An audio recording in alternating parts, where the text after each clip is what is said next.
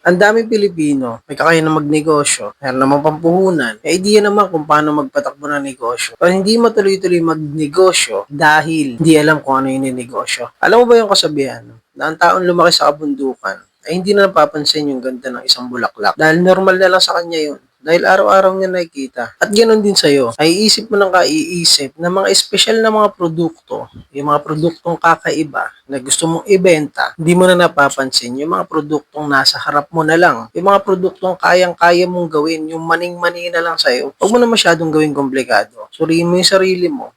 Isipin mo kung ano yung mga bagay na kaya mong gawin na minamani-mani mo na lang. O yung mga produktong nasa harap mo na, buuhan mo ng idea kung paano siya magiging negosyo at yun yung negosyo mo. Kaya huwag ka na panihanap ng wala. Even yung mga negosyong malalaki nasa paligid mo, kung bakit yun yung naging negosyo nila kasi masterpiece nila yun. Yun yung mga bagay na simple na lang sa kanila. Normal na lang nilang gawin